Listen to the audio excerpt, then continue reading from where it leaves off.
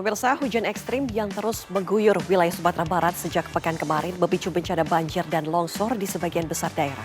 Sedikitnya 13 kabupaten dan kota terdampak dengan infrastruktur vital rusak dan akses warga terputus. Pemerintah Provinsi Sumatera Barat resmi memperpanjang status tanggap darurat selama 14 hari. Berikut liputan lengkap dari reporter TV One Hafsah Syafira dan juru kamera Senida Aditya. Provinsi Sumatera Barat menetapkan status tanggap darurat di wilayah Sumatera Barat ke 14 hari ke depan terhitung sejak 25 November hingga 8 Desember mendatang. Hal tersebut dikarenakan curah hujan yang terus turun begitu di wilayah Sumatera Barat dan menyebabkan banjir dan longsor ke 13 kota dan juga kabupaten serta terdampak ke 28 nagari. Dan selain daripada itu pemirsa, infrastruktur juga turut rusak. Hujan dengan intensitas tinggi yang mengguyur Sumatera Barat selama beberapa hari memicu banjir, longsor, angin kencang, dan luapan sungai di 13 kabupaten dan kota.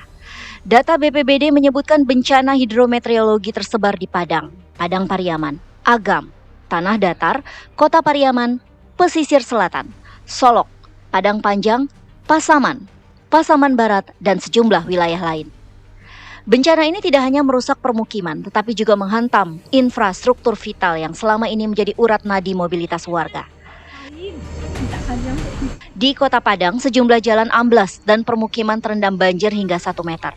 Proses evakuasi dilakukan sepanjang malam, sementara arus deras menghambat tim penyelamat mencapai lokasi terendam. Di pesisir selatan, air bah yang datang tiba-tiba memaksa warga menyelamatkan diri ke tempat yang lebih tinggi. Sementara di Padang Pariaman, lebih dari 21 titik banjir terdata di 8 kecamatan. Bencana juga merusak ladang dan perkebunan, menghantam sumber penghasilan utama warga pedesaan. Di antara infrastruktur yang rusak, jembatan Gunung Nago di Lambung Bukit, Padang menjadi yang paling kritis. Jembatan setua 53 tahun ini penghubung Kuranji, Belimbing, dan akses ke kampus Universitas Andalas roboh setelah dihantam air bah yang membawa pohon-pohon berukuran besar. Dalam rekaman warga terlihat air bah mengalir deras, menghantam kaki jembatan, disertai suara gemuruh yang membuat warga panik dan berlari menjauh. Jembatan Gunung Nago ini menjadi salah satu infrastruktur yang ambruk dikarenakan debit air Sungai Gunung Nago yang sangat deras sehingga menghantam bagian bawah jembatan Gunung Nago. Untuk lebih mengetahui bagaimana kemudian kronologi ambruknya jembatan Gunung Nago ini, kami sudah bersama dengan petugas setempat yakni Bapak Dedi. Selamat siang, Pak. Selamat siang, Bu. Ambruknya jembatan irigasi Gunung Nago ini di sekitar waktu 6.35 kalau nggak salah saya.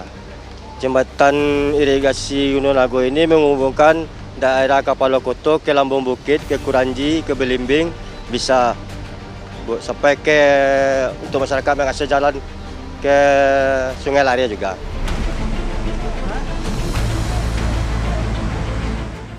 Putusnya jembatan membuat mobilitas ribuan warga terputus total. Anak sekolah, pekerja, dan pedagang terpaksa memutar jauh. Mental dan ekonomi warga terdampak. Apalagi jembatan ini menjadi satu-satunya akses terpendek antar dua kecamatan.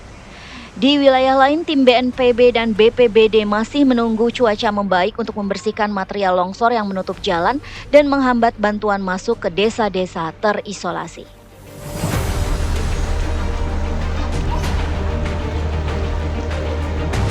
Jadi kita memang sudah menetapkan status siaga darurat bencana banjir, longsor, ancaman cuaca ekstrim di Sumatera Barat, dan penetapan status ini kita tetapkan sampai periode Desember tahun ini. Pemerintah Provinsi Sumatera Barat resmi memperpanjang status tanggap darurat 14 hari.